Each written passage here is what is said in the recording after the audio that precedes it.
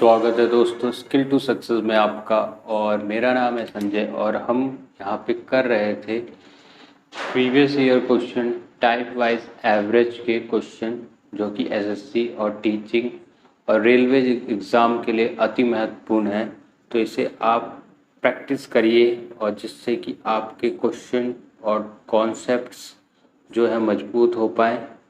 और मैं ऐसे कॉन्सेप्ट देता हूँ जिससे कि आपके जो क्वेश्चन है वो जल्दी बेसिस पे हो पाए, विद इन अ टाइम हो पाए, एट एग्ज़ाम लेवल पे आप करेक्ट कर आ पाएँ। ठीक है, जैसे कि आप जानते हैं कि एमटीएस एग्ज़ाम आगे है, बीएड का एग्ज़ाम आगे है और भी एग्ज़ाम हैं। ठीक है, जिससे कि आपका ये बेनिफिट ज़रूर होगा। तो एवरेज का आज हम दूसरा टाइप करेंगे। इस क्वेश्चन को आप देखिएगा कैसे मैं प्रोसीड कर रहा हूँ।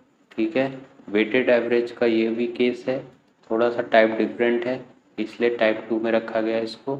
ठीक है, सो आपने अगर चैनल को लाइक और सब्सक्राइब नहीं किया तो कृपया करके लाइक और सब्सक्राइब करिएगा। ठीक है, तो चलते हैं क्वेश्चन को देखते हैं।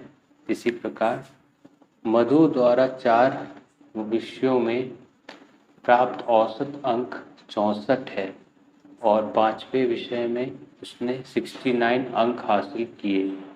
मधु द्वारा 5 विषयों में प्राप्त अंकों का नया औसत क्या होगा? तो हमें पांचवें का हमें ज्ञात करना है औसत। तो औसत हमें एवरेज करना है। तो हम कैसे लिखते थे पहले? पिछले लेक्चर में मैंने बताया था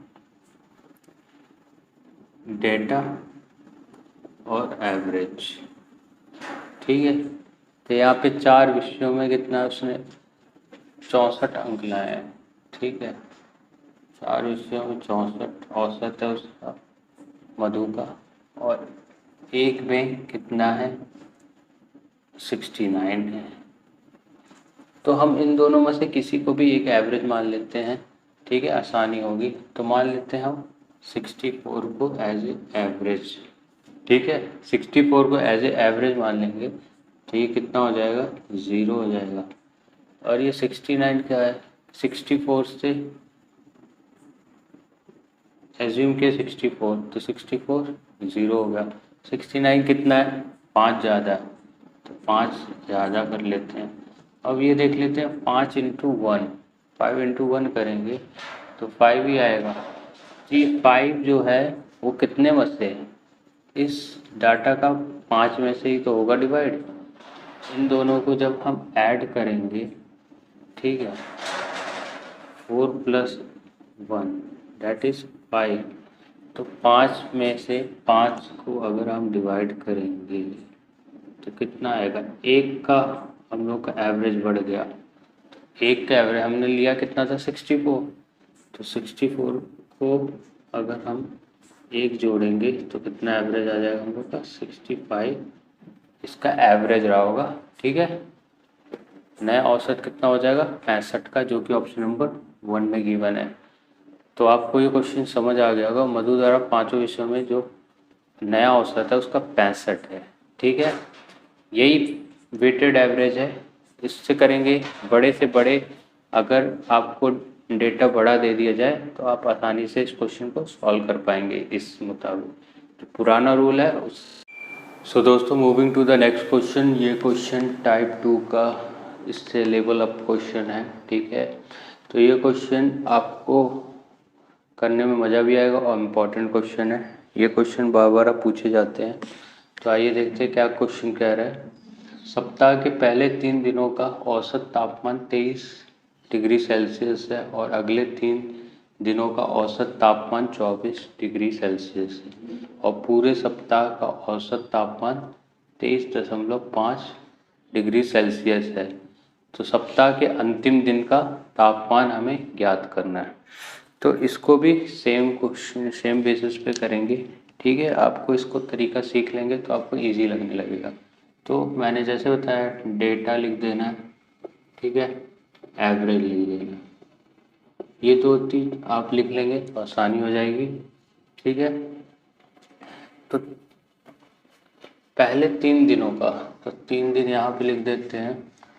कितना है 23 डिग्री और नेक्स्ट 3 दिनों का कितना है 24 डिग्री सेल्सियस।